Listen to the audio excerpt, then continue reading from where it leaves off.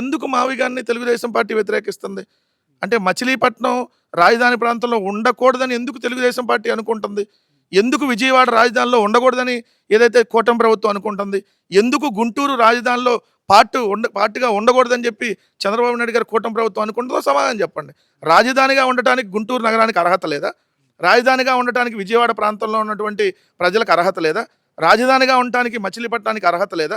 3 కలిపి అతి పెద్ద కారిడార్‌గా 110 కిలోమీటర్ల పరిధిలో 4 నగరపాలక సంస్థలు అంటే 4 కార్పొరేషన్లు. 1 మచిలీపట్నం, 2 విజయవాడ, 3 మంగళగిరి, తాడేపల్లి, 4 గుంటూరు, 4 కార్పొరేషన్లు ఇక్కడ వస్తాయి.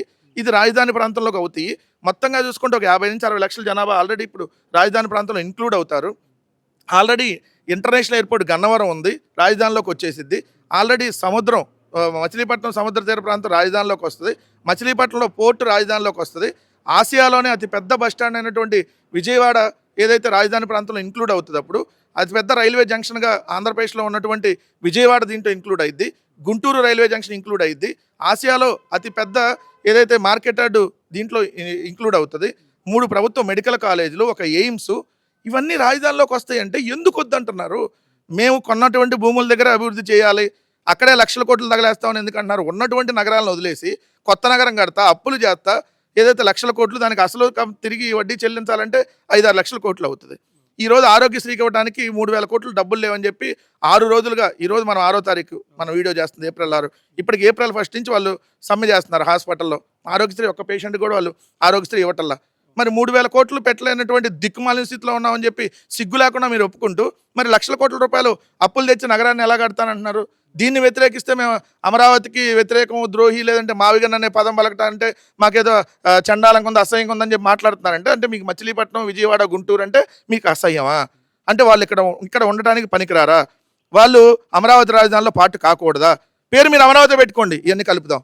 పేరు గురించి కాదు ఇక్కడ డిస్కషన్, ప్రాంతం గురించి డిస్కషన్, రాజధాని గురించి డిస్కషన్, గ్రోత్ ఇంజిన్ గురించి డిస్కషన్, భవిష్యత్ ఆంధ్రప్రదేశ్ గురించి డిస్కషన్. ఇక్కడ అప్పులు తెచ్చి కొత్త నగరాన్ని కట్టడానికి మేము వ్యతిరేకం.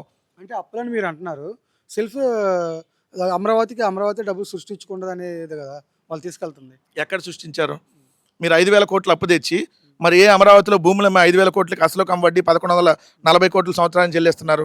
ఆంధ్రప్రదేశ్ రాష్ట్ర బడ్జెట్ నుంచే చెల్లించారుగా. అంటే రాష్ట్ర ప్రభుత్వంలో ప్రజలు కట్టినటువంటి పన్నుల నుంచే చెల్లించారుగా. ఇప్పుడు 47,000 కోట్లు అప్పు తెచ్చారు. ఇప్పుడు ఇది 2 సంవత్సరాల కాలంలో. మరి 47,000 కోట్లు అప్పు ఎందుకు తెచ్చారు? అది సెల్ఫ్ ఫైనాన్స్ సిటీ అయితే మరి ఇక్కడ భూములు అమ్మి ఇప్పుడే కట్టాలి కదా బిల్డింగ్లు. భూములను మీరు బిల్డింగ్లు కట్టాలి, కానీ మేము అప్పులు తెచ్చి బిల్డింగ్లు కట్టినాక ఎప్పుడో దాని తర్వాత దేవాంశాల మనవడు వచ్చినాక దాన్ని అమ్ముతాం, అప్పుడు ఏదో 1,00,000 కోట్లు వస్తాయనంటే ఈ 1,00,000 కోట్లకు వడ్డీ అని అసలు ఎంత అవుతుంది? అదిగా చెప్పాలి. సెల్ఫ్ ఫైనాన్స్ సిటీ అంటే ఏంటి? అసలు ₹1 కూడా అప్పు తేకుండా దాని అంతరకు అక్కడే ఇక్కడ ఉన్న భూములు అమ్మేసి కట్టాలి. మరి 1 ఎకరా కూడా భూమి ఇప్పుడు వరకు మీరు అమ్మి ఎందుకు మరి బిల్డింగ్లు కట్టట్లా? ఎందుకు అప్పులు తెచ్చి కడుతున్నారు? సో వాళ్ళు చెప్పే మాటలకే పొంతం లేదు. సో రాజధాని మీద డిఫరెంట్ స్టాండ్స్ తెలుగుదేశం పార్టీ మార్చుకుంటుంది ఎప్పటికప్పుడు.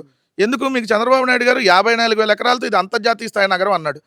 మళ్ళీ ఆయనే నాలుక మడతేసి లేదు 54,000 ఎకరాలు సరిపోవు, ఇప్పుడు ఇంకో 2వ దశలో 7 గ్రామాలు, మళ్ళీ 3వ దశలో ఇంకో 43 గ్రామాలు తీసుకుంటాం, మొత్తం 2,30,000 ఎకరాలు అయితే ఇది అంతర్జాతీయ స్థాయి నగరం అయింది అన్నాడు. అంటే మరి నీకు విజన్ లేదనే కదా. నువ్వు ముందు ఇది 54,000 ఎకరాలతో అంతర్జాతీయ స్థాయి నగరం అని చెప్పి 54 కాదు 2,30,000 ఎకరాలు అన్నావు అంటే నువ్వే మాస్టర్ ప్లాన్ మారుస్తూ వెళ్తున్నావు. అంటే నీకు ఒక అవగాహన లేదని దానికి అర్థం. సో రాజధాని మీద క్లియర్ కట్గా వైఎస్ఆర్ కాంగ్రెస్ పార్టీ స్టాండ్ అప్పుడు ఇప్పుడు ఒకేలాగా ఉంది. ఏదైతే 3 పంటలు పండేటటువంటి భూముల్ని నాశనం చేయొద్దు, పాయింట్ నెంబర్ 1. లక్షల కోట్ల రూపాయలు తెచ్చి అప్పులు చేసి కట్టాల్సినటువంటి అవసరం లేదు.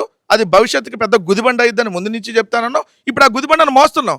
ఎక్కడైనా ఆ గుదిబండను విరమించేసుకొని ఆల్రెడీ మావిగన్ ఏరియాని మనం తీసుకొని దాన్నే మనం రాజధానిగా వెళ్తే ఖచ్చితంగా రేపొద్దున ఆంధ్రప్రదేశ్ రాష్ట్ర భవిష్యత్తు బాగుంటుంది అనేది క్లియర్ కట్గా ప్రజలు కూడా, ఈరోజు మేధావులు కూడా చర్చ జరుగుతూ ఉంది. భవిష్యత్తులో అదే అవుతుంది రేపు.